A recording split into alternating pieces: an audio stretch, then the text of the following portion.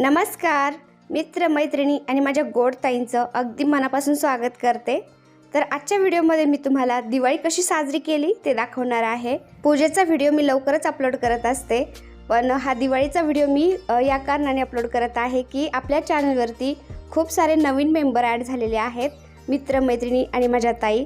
तर त्यांच्यासाठी हा दिवाळीचा व्हिडिओ मी शेअर करत आहे। तर आजच्या व्हिडिओमध्ये मी तुम्हाला दिवाळीच्या दिवशीचं रूटीन कसं असावं, दिवाळीच्या दिवशी आपण सकाळपासून काय केलं पाहिजे, काय नाही केलं पाहिजे, पूजेची मांडणी, पूजा कशी केली मी दिवाळीची ते देखील दाखवणार आहे। तर व्हिडिओ स्किप न करता शेवटपर्यंत पाहत राहा। सकाळी उठले मी 4 वाजता, आंघोळ वगैरे झाली, बाहेर आले, झाडू मारला, सडा मारला आणि त्यानंतर मी तुळशीला दिवा लावला, दारामध्ये दिवा लावला, गणपती बाप्पांना पण लावला, उंबरठा स्वच्छ असा पुसून घेते आता।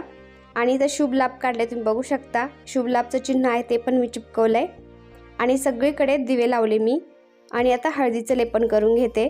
दिवाळीच्या काळामध्ये हळदीचं लेपन आपण 4-5 दिवस करतच असतो रोज, पण तसं पण आपण 8 दिवसाला किंवा अमावस्या पौर्णिमेला पण हळदीचं लेपन हे केलं पाहिजे। तुम्ही करून पहा, नक्कीच तुम्हाला फरक जाणवेल। हळद ही माता लक्ष्मीला खूप प्रिय असते, तर हळदीचं लेपन आपण दारामध्ये केलं तर माता लक्ष्मी आपल्या घरामध्ये प्रसन्न होऊन येत असते। आपलं अंगण साफसुथरं स्वच्छ, आपला उंबरठा दरवाजा सुशोभित केलेला सजवलेला असं पाहून माता लक्ष्मी आपल्या घरामध्ये येते। त्याचबरोबर बाकीचे देव पण आपल्या घरामध्ये प्रवेश करतात, त्यांना छान तर वाटतंच वाटतं, पण आपल्या घरामध्ये जेव्हा पाहुणे रावळे येतात त्यांनाही एकदम छान असं वाटत असतं। आपल्या भागामध्ये हळदीचं लेपन, गेरूचं लेपन हे कमीच पाहायला मिळतं। पहिलं तर गेरूचंच लेपन करायचे, आजकाल हळदीचं लेपन तरी करतात, पण साऊथ भागामध्ये हळदीचं लेपन, गेरूचं लेपन हे आपल्याला जास्त पाहायला मिळतं। तिकडं रोज बायका सकाळी उठून पहिलं गेरूचं लेपन करतात, हळदीचं लेपन करतात आणि रांगोळी काढत असतात। आणि यावर्षी दिवाळी ही रविवारी आलेली आहे, तर मी रविवारची रांगोळी काढली आणि हळदी आणि कुंकवाचं कलर कॉम्बिनेशन काय वेगळंच आहे, तुम्ही बघू शकता। दरवाजा किती छान सजलेला वाटतोय, एकदम प्रसन्न वाटतं पाहायला मनाला पण। माता लक्ष्मीला हळदी कुंकू हे खूप प्रिय आहे, तर दरवाजावरती मी उंबरठ्यावरती हळदीचं लेपन केलं, कुंकवाने स्वास्तिक पण काढलाय आणि आपण आतमध्ये जाताना जी उजव्या बाजूला जी भिंत येते त्या भिंतीवर सुद्धा मी स्वास्तिक काढले, कुंकवाने शुभ लाभ काढले। हळदीचं लेपन झालं, धूप दीप दाखवला, दिवे पण लावून घेतले, फुलं ठेवले, हळदी कुंकू वाहिलं।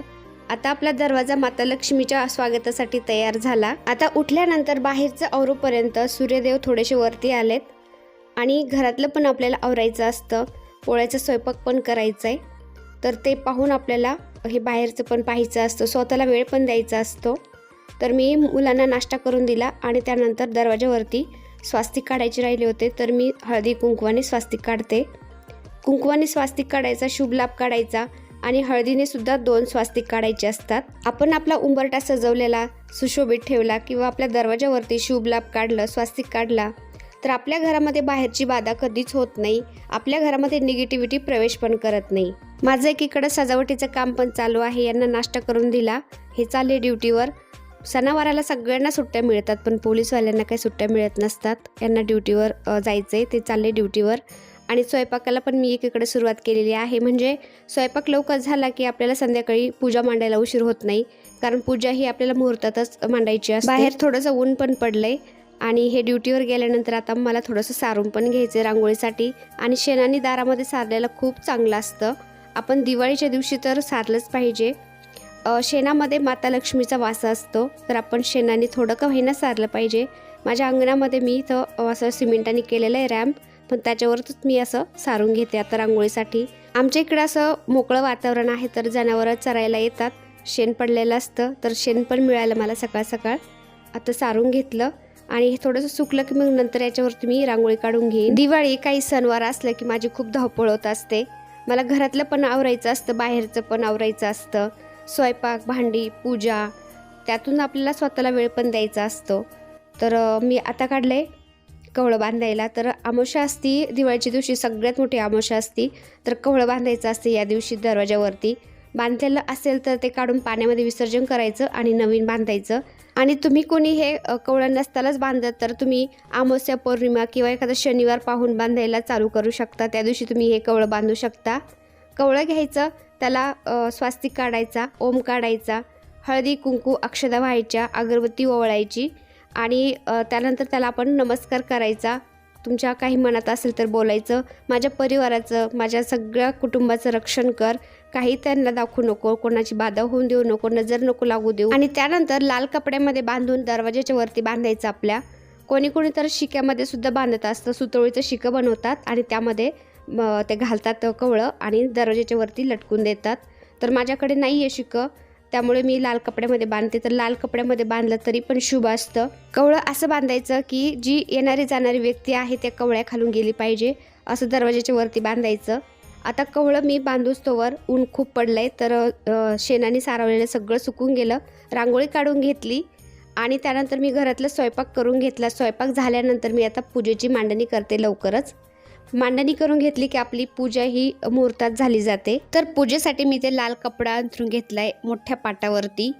दिवाळीची पूजा ही खूप मोठी असते, त्यामुळं मोठा पाट मांडलाय मी. त्यावरती एक छोटासा पाट मांडलाय, त्यावरती मी कपडा टाकलाय आणि माता लक्ष्मीचा माझ्याकडे खूप छान असा फोटो आहे जुना, तो पण ठेवलाय मी. आणि पोस्टर आणलेले मी, फोटो आणलाय एक माता लक्ष्मी, गणेश आणि माता सरस्वती यांचा.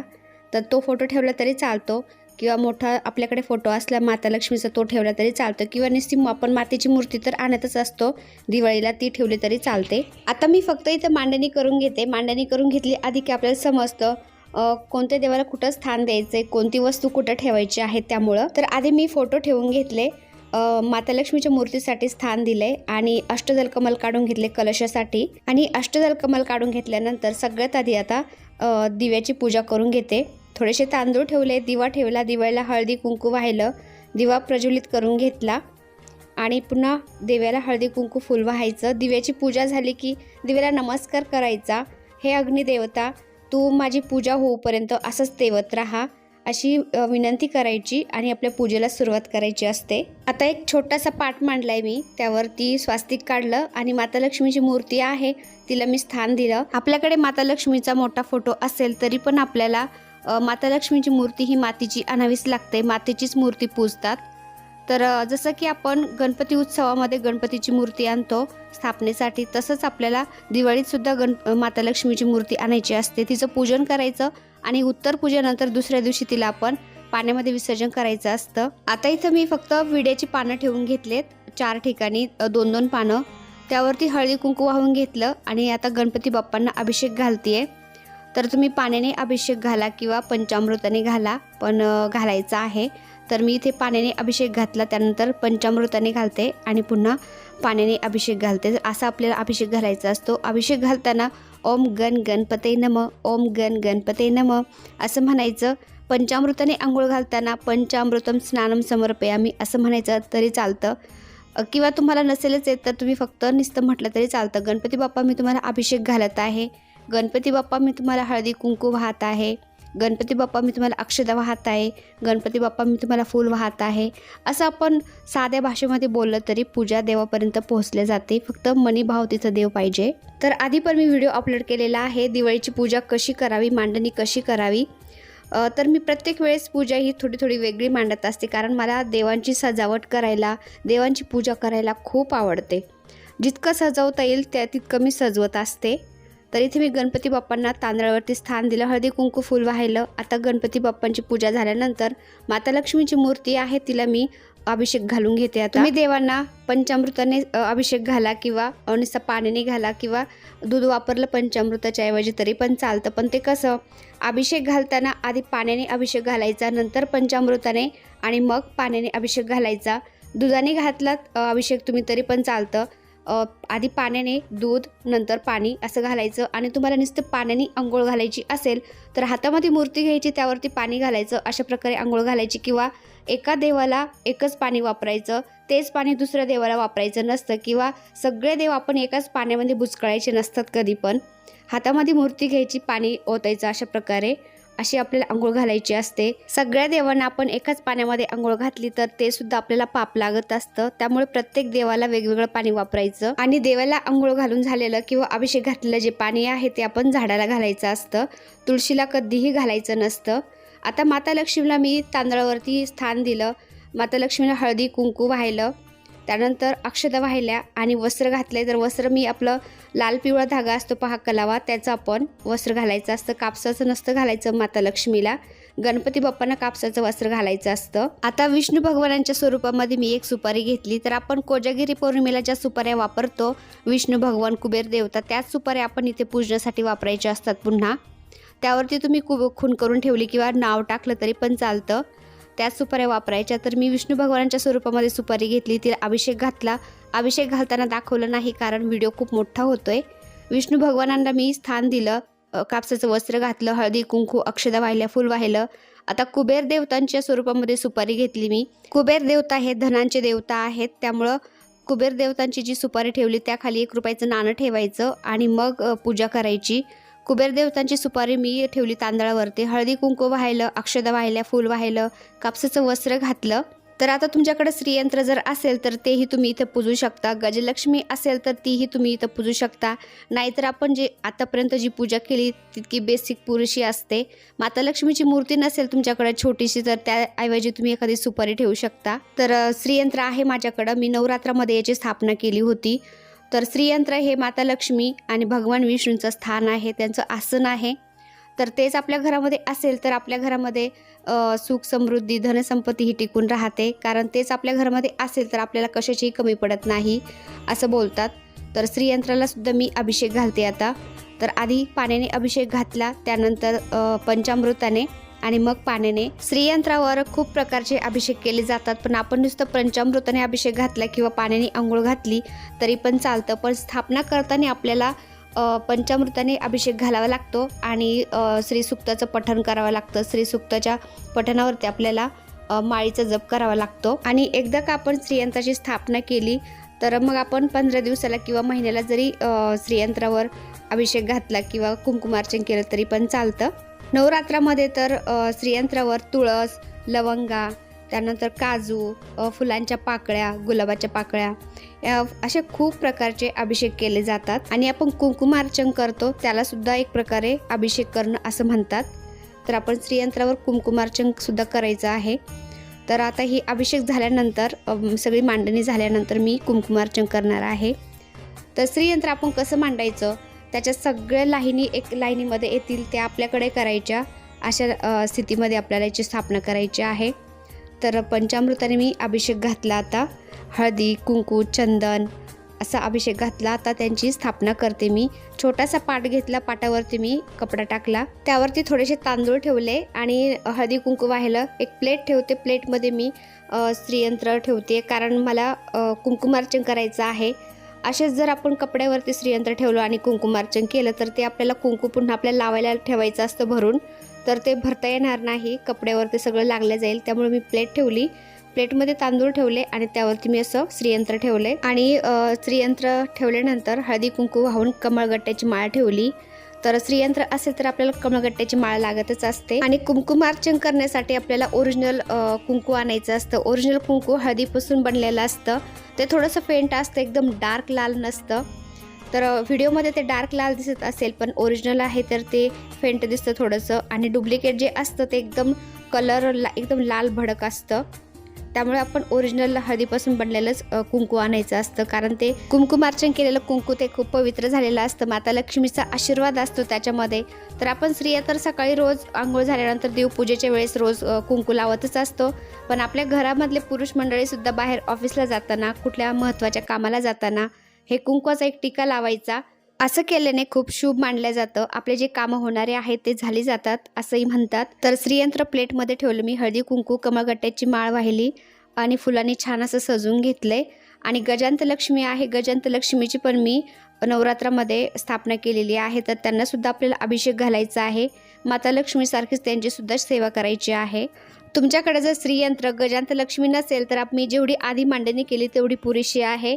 गणपती बाप्पा, माता लक्ष्मीची मूर्ती छोटी, विष्णू भगवान आणि कुबेर देवता। तर माता लक्ष्मीची छोटी मूर्ती जर नसेल तर त्या जागेवरती तुम्ही सुपारी पूजली भगवान विष्णूंसारखी आणि कुबेरांसारखी तरी चालतं। तर मी आत्ताच घेतलेले आहे ते गजांत लक्ष्मी आणि श्रीयंत्र। नवरात्रामध्ये माझ्याकडे पण नव्हते, मी सुपारीवरतीच पूजन करायचे तरी पण चालतं, मनी भाव तिथं देव। तर गजांत लक्ष्मीला मी तर थोडे थोडे तांदूळ ठेवले, हळदी कुंकू वाहिलं आणि त्यांना सुद्धा स्थान देतीये। तर आपल्याकडे हे नसेल श्रीयंत्र, गजांत लक्ष्मी, कुठल्या मूर्त्या, तर हळूहळू का होईना होत असतात. तर मी पण दर महिन्यामध्ये थोडे थोडे पैसे साठवून ह्या मूर्त्या घेतलेल्या आहेत आत्ता. कारण हे जे गजांत लक्ष्मी आहे हत्ती, हे खूप जड असतात, खूप महाग पडतात. तर हे मला पडले 1,500ला आणि श्रीयंत्र आहे ती मला पडलं 2750 रुपयाला पडलं. आपण बायकांनी 1-2 महिने मिळून असे थोडे थोडे पैसे साठवून जर एक एक वस्तू घेतली तर आपल्याला ती लाईफ टाईमसाठी होऊन जाते. गजांत लक्ष्मी म्हणजे हत्ती माता लक्ष्मीचं वाहन आहे. आणि असं बोलतात समुद्र मंथनातून जेव्हा माता लक्ष्मी प्रकट झाली होती तेव्हा हे 2 गज आहेत त्यांनी सुवर्णपात्रातून माता लक्ष्मीवर पाण्याने अभिषेक घातला होता. त्यामुळे त्यांचं नाव गजांत लक्ष्मी असं ठेवण्यात आलं. तर गजांत लक्ष्मीची पूजा झाल्यानंतर मी आता कलश घेतला. कलशामध्ये हळदी, कुंकू, अक्षदा, 1 रुपयाचं नाणं, 1 सुपारी असं टाकायचं.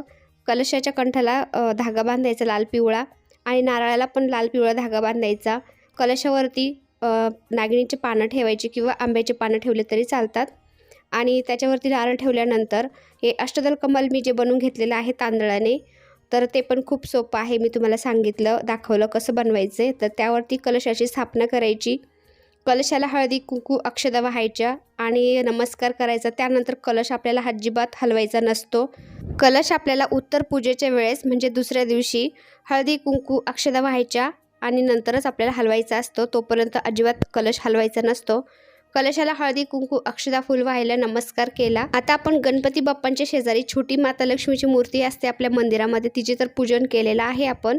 पण जी मातीची मूर्ती आहे तिचं सुद्धा महत्त्व असतं. आज तर मातीच्या मूर्तीला सुद्धा मी हळदी, कुंकू, अक्षदा, फूल वाहून घेते. तर पाठीमागच्या व्हिडिओमध्ये खूप ताईंच्या कमेंट होत्या, पूजेनंतर या मूर्तीचं काय करायचं, मातीच्या मूर्तीचं.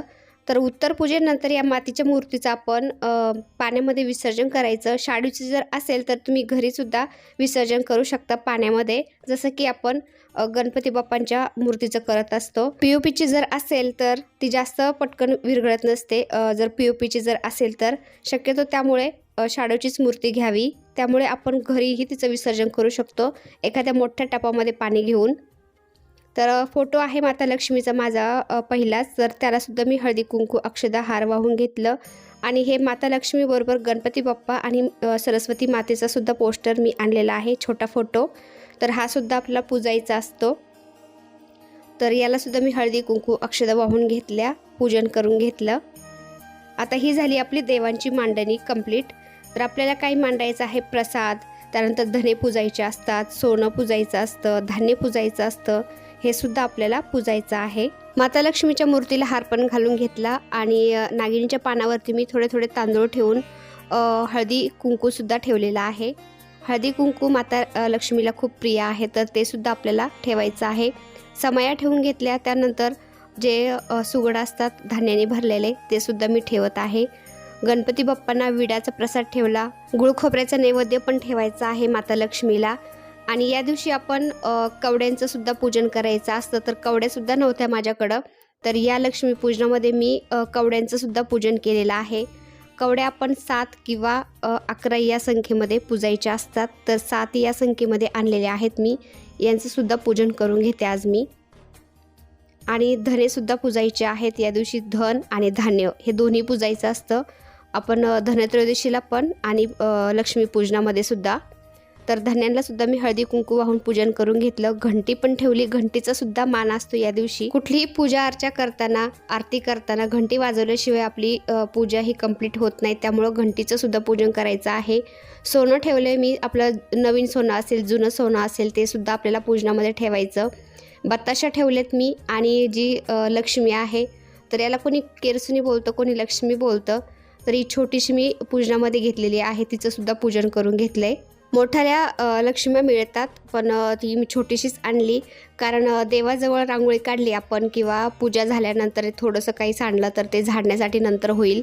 त्यामुळे छोटीशी लक्ष्मी आणली मी. पाठीमागच्या वेळेस मी मोठी लक्ष्मी आणली होती, तर ती मी बाहेर झाडण्यासाठी अजून पण वापरते. आणि ह्यावेळेस छोटी आणली.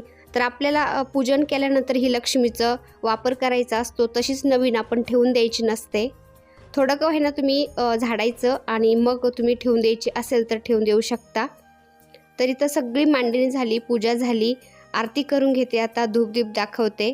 तर माझ्या मंदिरात मी कुलदेवीचा कलश ठेवत असते. तर तो तसाच आहे आणि लक्ष्मीपूजनामध्ये मी वेगळा कलश ठेवला आहे, कारण जो नेहमीचा कलश आहे त्याचं आपण विसर्जन करत नसतो आणि लक्ष्मीपूजनामध्ये आपण कलश जो मांडतो त्याचं आपण विसर्जन करत असतो, त्यामुळे मी वेगळा कलश मांडलेला आहे. आणि खूप सारे डिझाईनचे मी असे दिवे आणलेत. तर जितकं सजवता येईल तितकं सजवायचं असतं माता लक्ष्मीच्या पूजेला. आपण सजावट खूप आवडत असते माता लक्ष्मीला. तर असं सजवून घेतलं मी. प्रसादामध्ये फळं ठेवलीत मी आणि मिठाई पण ठेवलेली आहे. लक्ष्मीपूजनाच्या दिवशी माता लक्ष्मीला अनारसेचा नैवेद्यसुद्धा दाखवतात. अनारसेचा नैवेद्य दाखवलेला खूप चांगला असतं असं बोलतात. तर मी नाही बनवलेला, तर मी नाही दाखवते. तुम्ही जर बनवलेला असेल, बनवत असाल त्या दिवशी, तर तुम्ही नक्कीच प्रसाद म्हणून अनारसेचा नैवेद्य दाखवा माता राणीला. मी आज पुरणपोळीचा नैवेद्य केला होता, तर मी पुरणपोळीचाच नैवेद्य दाखवला देवीला. आरती झाल्यानंतर बाहेर पण दिवे लावायचेत, कारण पूजा करता करता 1.5-2 तास तर लागलेत. पूजा मांडणी करायची, त्यानंतर पूजा करायची, हे सगळं करता करता 1.5-2 तास तर आरामशीर लागतातच याला. तर आता बाहेर दिवे पण लावून घेते. तर पूजा कशी झाली मला नक्की सांगा कमेंटमध्ये. तर दिवाळीची पूजा म्हणा, कुठली दुसरी पूजा म्हणा, त्यामध्ये मी थोडा का होईना बदल करण्याचा प्रयत्न करत असते आणि काहीतरी असं वेगळं करण्याचा प्रयत्न करत असते. मला देवांची सजावट करायला, पूजा करायला खूप आवडतं. तर पूजाची मांडणी झाली आणि बाहेर दिवे लावून घेते आता. आणि संध्याकाळी आपल्याला रात्री 12 वाजता लक्ष्मीचा जुना झाडू जो असतो तर त्याचेसुद्धा आपल्याला एक उपाय करायचा आहे. तर मी पहिल्या व्हिडिओमध्ये पण तुम्हाला सांगितलेलं आहे कसं करायचं लक्ष्मी सारण. तर तेहीच मी तुम्हाला आज प्रत्यक्ष दाखवणार आहे. तर व्हिडिओ शेवटपर्यंत पाहत राहा. तर घरातली पूजा मी मुहूर्तामध्येच करून घेतली आणि पूजा झाल्यानंतर बाहेर तुळशीला दिवा, रांगोळीवरती दिवा, सगळीकडे दिवे लावून घ्यायचेत. तर रांगोळी मी दुपारीच काढून घेतली होती. सारून काढलेलं आहे आणि सारणावरती रांगोळी काढून घेतली. तुम्ही बघू शकता किती छान असं वाटतंय. कितीही दारामध्ये आपल्या फरच्या चांगले टाकलेले असू द्या, पण शेणाने थोडंसं सारून घेतलं की ते वेगळंच वाटतं. एकदम मनालाही प्रसन्न वाटतं आणि दिसायला पण छान वाटतं. आणि शेणामध्ये माता लक्ष्मीचा वास असतो, तर आपण थोडं का होईना आपल्या दारामध्ये फरचीवर का होईना थोडंसं सारून घेतलंच पाहिजे. खूप शुभ मानलं जातं. पाठीमागच्या वर्षी मी माय स्वीट होम हा व्हिडिओ तर टाकलेलाच आहे, पूर्ण घराचा व्हिडिओ आपल्या चॅनलवरती आहे, तुम्ही चेक करू शकता. फक्त मी आज एंट्रन्स डेकोरेशन कसं केलं आहे ते दाखवते तुम्हाला. तर ही लायटिंग जी आहे ती मुलांनीच केली.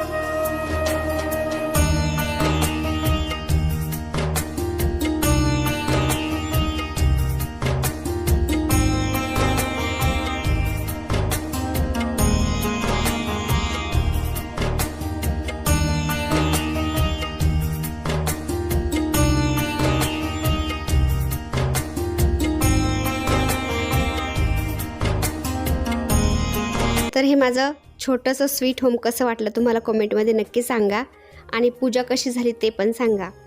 तर बाहेर दिवे लावले मी आणि त्यानंतर आता फटाके उडवायला जायचे. फटाके उडवायचे, जेवण करायचं आणि नंतर मग रात्री 12 वाजता मी तुम्हाला झाडूचा उपाय सांगणार आहे. तर पूजा झाली, मुहूर्तामध्ये दिवे लावले आणि आम्ही घरापासून थोडंसं तुटक आलो फटाके उडवायला, कारण घराजवळ गाड्या लावलेल्या आहेत, त्यामध्ये पेट्रोल असतं तर भीती वाटते, त्यामुळं थोडंसं तुटकच आम्ही फटाके उडवायला आलो. मुलं मोठाले आहेत त्यामुळे ते जास्त काही फटाके उडवत नाही, मोठालेच फक्त आम्ही थोडेसेच फटाके आणले. प्रदूषण पण जास्त होतं त्यामुळे आपण ते पण काळजी घेतली पाहिजे, जास्त फटाके पण उडवले नाही पाहिजे, कारण सगळ्यात जास्त हे फटाक्यांनी त्यांनीच प्रदूषण होत असतं. तर हे पहा, असे आम्ही फटाके थोडेसेच आणले पण चांगले आणले. आणि थोडासा फटाक्याचा आनंद घेतल्यानंतर आम्ही आलो घरामध्ये, जेवण केलं आणि त्यानंतर आता 12 वाजता अलक्ष्मी निसारण करायचं. तर हे कसं करायचं, सगळ्यात घरातले पाठीमागची भिंत जी आहे तिथपासून झाडणी अशी झाडत घ्यायचं. अजिबात झाडणी वरती उचलायची नाही, झाडत आणायचं आणि दारामध्ये 3 वेळा आपटायची आणि अलक्ष्मी निसारण म्हणायचं. त्याचा एक फड काढायचा झाडणीचा, बाहेर फेकून द्यायचा आणि माता लक्ष्मीचं स्वागत करायचं. तर लक्ष्मीपूजनाचा मुहूर्त रात्रीचा सुद्धा असतो, 11:30, पावणे 12, 12:30पर्यंत. तर रात्री आपल्याला 12 वाजता माता लक्ष्मीचं स्वागत करायचं असतं. अलक्ष्मी निसारण म्हणायचं त्यावेळेस. तुम्हाला नसेल तर तुम्ही यूट्यूबवरती सुद्धा लावून देऊ शकता किंवा आपल्या साध्या भाषेमध्ये म्हटलं, अलक्ष्मी मी तुला बाहेर काढत आहे आणि माता लक्ष्मी मी तुझं स्वागत करत आहे असं म्हटलं तरी पण चालतं हे अलक्ष्मी निसारण करताना. तर याला अलक्ष्मी निसारण असं म्हणतात. तर जुना झाडू तुम्ही तो बाहेरच ठेवायचा किंवा घरामध्ये ठेवला तरी चालतो. त्याचा फड फक्त बाहेर आपण फेकून द्यायचा आणि दुसऱ्या दिवशी त्या झाडूचं विसर्जन करायचं असतं. तो पुन्हा वापरायचा नसतो. नवीन झाडू आहे तो आपण वापरायला काढायचा असतो. तर व्हिडिओ ऑलरेडी खूप मोठा झालेला आहे, तर व्हिडिओ इथंच एंड करते. दिवाळीच्या दिवशीची माझी ही पूजा तुम्हाला कशी वाटली, दिवाळीचा दिवस मी साजरा केलेला तुम्हाला कसा वाटला ते कमेंटमध्ये नक्की सांगा. व्हिडिओ आवडला असेल तर एक लाईक करा आणि तुम्ही जर आपल्या चॅनलवरती नवीन असाल तर प्लीज आपल्या चॅनलला सबस्क्राईब पण करा. चला तर भेटूया पुन्हा अशाच एका छानशा व्हिडिओ बरोबर. तोपर्यंत बाय बाय. व्हिडिओ पाहिल्याबद्दल धन्यवाद.